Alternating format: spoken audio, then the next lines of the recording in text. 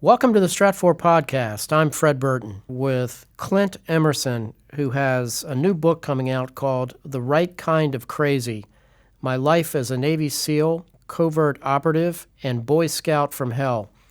Clint, I really love that title.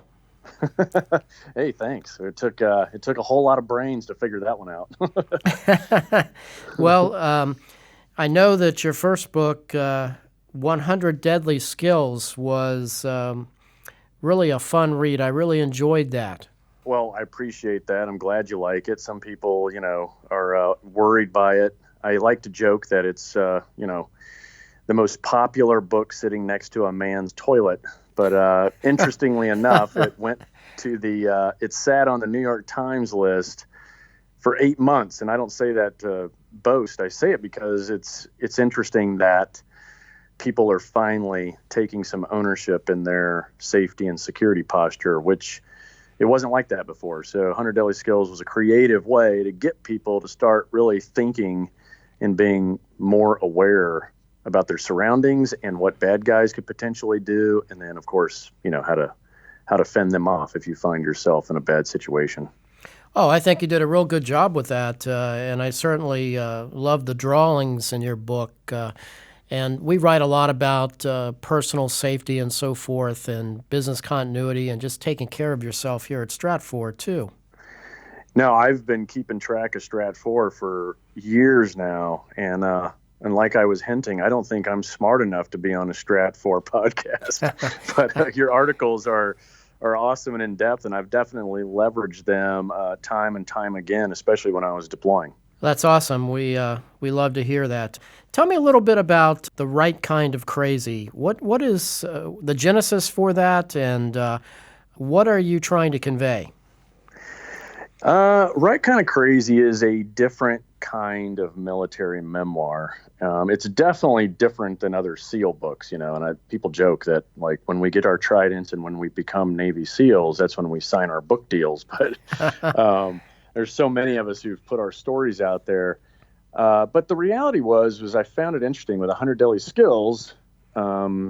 People started to become interested in, all right, a guy that puts out all these skills, 2 books worth, what is his background? Because it never really covers it in those books. And my publisher was like, hey, do you want to put something together? And at first I was kind of like, no, I didn't want to be like all the rest. But I said, I'll do it if you allow some freedom of movement on this thing. I don't want it to read like the mythical Navy SEAL world. I wanted it to be real. I wanted it to be human.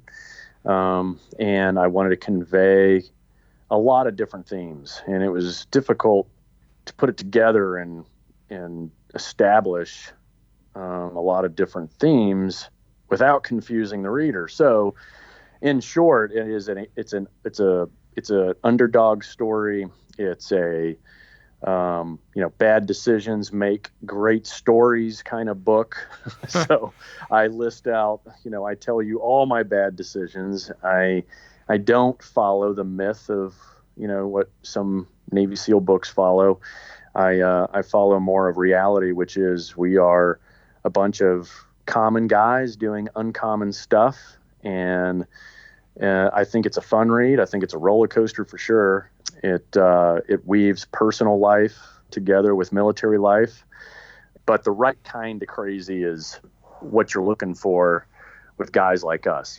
We like to shoot. We like to blow things up. We actually go, man, I hope I get in a firefight tonight. And that takes a certain amount of crazy to wish these kinds of things.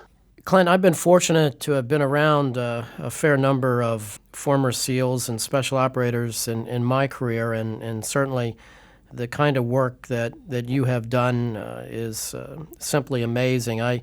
We used to always say when we were agents that, God forbid, if we're ever taken captive or in a hard spot, we hope like hell you guys are coming after us. And The Right Kind of Crazy kind of resonates with me, just thinking through that from just my past perspectives as well. Yeah, I think it resonates with a lot of folks. And once people actually read it, I think it's really going to hit home even more, because not only are we roaming this globe and kind of working for the greater good in a lot of different capacities. But we also have this whole other world, our personal life back home that, I certainly have had times when professionally everything is successful, operation to operation, mission to mission. But I've got total chaos going on back home, and you still got to do your job. Right. And it goes through those obstacles as well. Now, not only have you spent time with the Navy SEALs, you also worked for a bit for what we used to call no such agency, the NSA. Right. I was still active duty, and it's a rare opportunity to get to work with the interagency. And my flavor was, the NSA, which, most people don't know. It's 7 to 10 times larger than the CIA, and very technically advanced, doing some extraordinary stuff across the globe. So, I had some time there, which gave me a little bit of a tech background, which inevitably is what I did a lot of towards the end of my career. Yeah, the NSA is certainly an amazing organization. Now, when I look at your books, I see these very unique kinds of drawings in your books. Clint, do you do those yourself? I do enjoy to draw, but those illustrators are professionals. So Okay. I wish I could, but in the right kind of crazy, I had Tom Mandrake, who illustrated the entire Superman versus Batman series for DC Comics. He's also done a lot of work for Marvel. And so he did all the illustrations in this current book. And then in my previous books, 100 Deadly Skills series, those are illustrations by a guy who's a storyboarder for Hollywood. And that's why they have a certain storyboarding retro kind of look to them. He storyboards for a lot of popular shows like Breaking Bad when it was popular, The Walking Dead. So it's a different kind of illustrator, but better for, a how-to book like 100 Deadly Skills, which is showing you how to do things. Whereas The Right Kind of Crazy is a memoir, and so I wanted something a little more, cinematic and superhero-like. I think it really is very unique in the book business, and it really adds value, and I think some of them are just absolutely beautifully done. Now, when you have two, what do you call these? Your special codes. If you aren't cheating, you aren't trying, and it's only illegal if you get caught. Now, Now share with me a little bit about those two codes. Well, those are very old school, right? And it's unfortunate that culture changes based on, in our world, culture changes based on someone going and, hiring an attorney. And that's the bottom line truth, So when I grew up in the SEAL teams, when you went through BUDS and SEAL training, you would hear instructors actively yell it in your ear if you're not cheating, you're not trying, right? And it's to breed a mentality of creativity that you will win over your adversaries no matter what it takes. In the SEAL community, certainly operationally has been known for that. We're going to do whatever we can in order to win. Unfortunately, it bled over into people's personal lives to a certain degree, or they tried to blame sayings like that based on some of the guys' behavior, if it was criminal or if they got in trouble or whatever it was. So they literally, you're not even allowed to utter those words anymore in the community because they felt like it was sending the wrong message. But when you talk about combat and war and winning against your adversaries, it's not really the wrong message. It's just, it doesn't matter what your ethos is or, the sayings that are said. You're just going to have a percentage of guys that get in trouble. It's just the way it is, no matter what the demographic is. SEAL community, the Marine Corps, the Army, even your most elite, C-suites at major corporations, you're still going to have people with questionable behavior regardless of sayings. But, the military is very knee-jerk.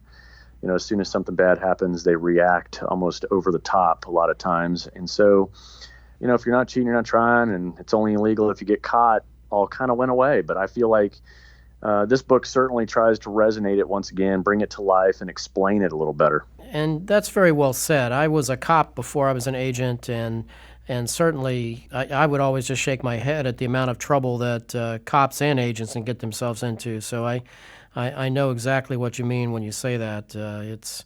It's just like any other position or any other company where you have bad apples in every organization. That's right. That's right. I actually sat through an FBI profiler's presentation on this, and what was really interesting, and he kind of showed all these different demographics, and that the number he came up with was 10%. 10% of any population of people is going to have what he called aggressive behaviors or potentially questionable or violent behaviors, and in that 10% is sociopath, psychopath, and he kind of went through the science and the behavioral piece of it. But that's the bottom line, regardless of vetting processes, regardless of buds, for example. It is the ultimate vetting process, 6 months of just hell. And yet the population is still going to have 10% of those, questionable kind of guys. Sure. You just can't get around it. Sure. Now, I see in this book, The Right Kind of Crazy, we have a fair number of redactions. I mean, I lived through that with my last book, Beirut Rules, and the agency took 11 months to clear the book, which is a long time, but, I know people that have waited years. How did you go through the redaction period in your book? How long did it take? It totaled 10 months for me. And for DOD, it didn't have a good system in place, unlike the FBI and the CIA. They'd been doing publication reviews, for decades. The Right. DOD is just kind of trying to figure it out. And being a part of that is without a doubt frustrating, because you'll send them a manuscript, and then they turn around and they pull your DD 214, which kind of lays out your career and where you've been. Then they send the manuscript to all of those major commands. Then all those guys at the major commands receive it, and then they figure out and scratch their head, well, who's going to do this? To me, the answer is easy. It should be an SSO, right? A security officer who knows what's classified and what is not.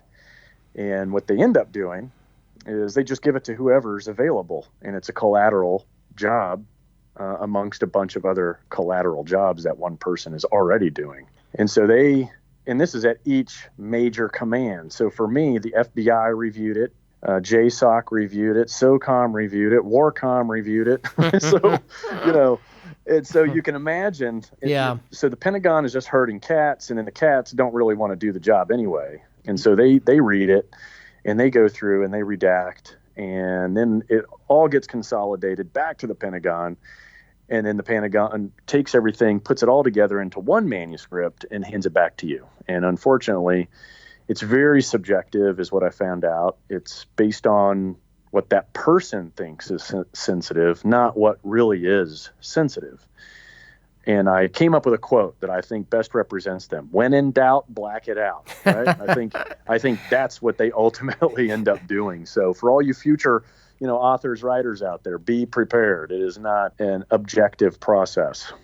No, I think you summed up the process from my experience, I think, quite well, too. I think you're right. I think it's very subjective at times, and I think it boils down to that person that's reading that, and Lord knows what's their experience or background and the events that you might have participated in and so forth, and their perceptions of what could be classified and what's not. So it turns out to be somewhat of a mess and somewhat dreadful.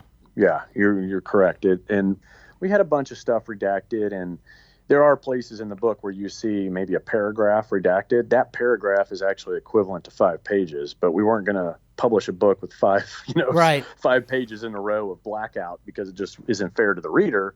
And then you had to go back and rewrite for all of this stuff to actually make sense as you continue reading. So it's quite a mess, but I do believe that this is a new tactic by DOD. I think that is their trend. They can't tell publishers not to publish guys. They can't tell guys not to write books. But what they can do is just stall the system over and over and over again, so that publishers start turning away military or government writers, because they know that, this is going to take a year. This is going to take 2 years. This is going to be a nightmare. We don't want to do it anymore.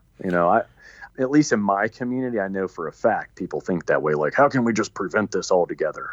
Sure. And so, and I don't blame them. I certainly used to be one of the active duty guys shaking my head every time a SEAL book came out. But then once you get out and you start working for yourself and trying to make a living, and and the further you are away from the government and the military, the less you really think of it as a big deal anymore. It's only when you're in that bubble, right? That Right. bubble, that lifestyle, it's a very, very small aperture, and you find yourself,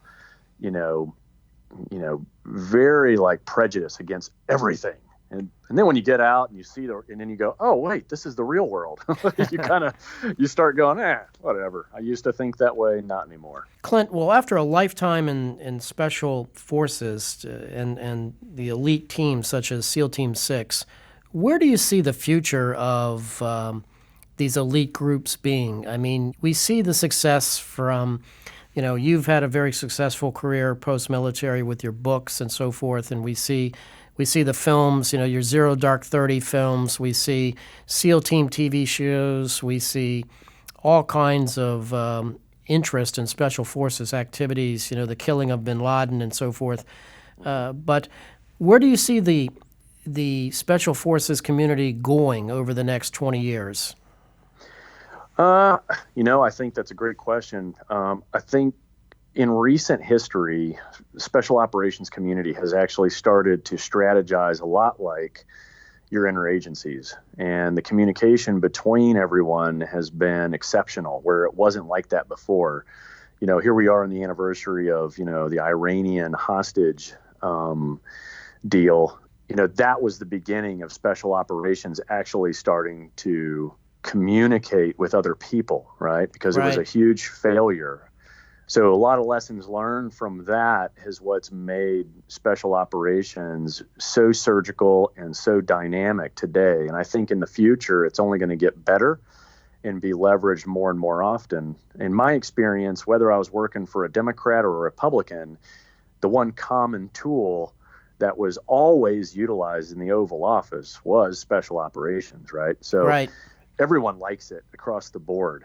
It's probably the most bipartisan hammer that's out there. Sure. And when they want to use it, they use it, and they use it freely, which is great for us because the pinnacle for any special operator career is war. It's going and using what you train for, which is kind of the opposite for almost every other career field. But for us, it's a big deal. So you want your presidents to use you and utilize you properly. So whether it's bin Laden or Baghdadi or Anwar al-Awlaki or Sami, I mean, all the top targets, the more we do it, the better we're going to get. In 20 years from now, you won't need conventional forces all that much. You'll need superior air power for sure. You'll need great intelligence on the ground. And then you just need a very lethal hammer. And it takes care of I feel like it takes care of, 90% of the issues, as long as the intel is correct, as long as, everything is coordinated properly, and, you don't find yourself in a situation where this all began in Iran hostage rescue. Do you see at some point in time perhaps the use of special forces or Tier 1 kind of units against, let's say, nation-state espionage targets like the Russians or the Chinese? I think it's probably already begun. In my understanding and experience that I think Tier 1 organizations have to kind of go down that path.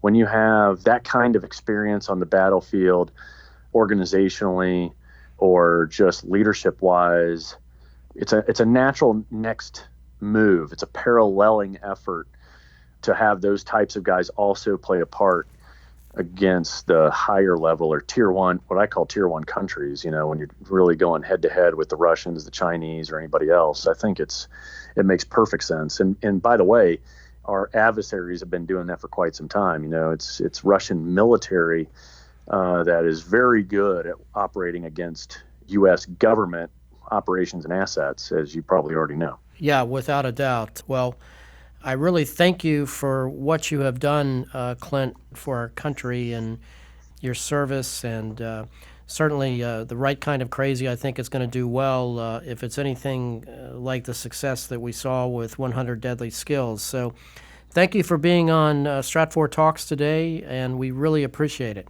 No, thank you for having me. Continue the good work with your reports, and yeah, I'll be watching you guys, even if you might not be watching me. Awesome. Hey, before I let you go, are you a Glock or a SIG guy?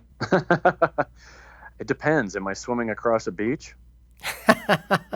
So if you swim with a gun, you're going to swim with a Glock because the tolerances are a lot looser, like a 1911, and you know that it's reliable and it's going to fire even with sand and salt. But for everything else, it's SIG. Well, that's the first explanation I've heard of that, and we've asked several people, so I appreciate that. Yeah, SIGs will jam with a little bit of sand, a little bit of salt. You pretty much carrying a paperweight with you. Well, you could always use it as a hammer. That's right. Or throw it at them and run. That works too. Thank you. Thank you. We'll have links to Clint Emerson's book, The Right Kind of Crazy, in our show notes. For more geopolitics and global insight, be sure to visit worldview.stratfor.com. And don't forget, there's a special link for podcast listeners, stratfor.com/Fred Burton. That's stratfor.com/Fred Burton. Thanks for listening.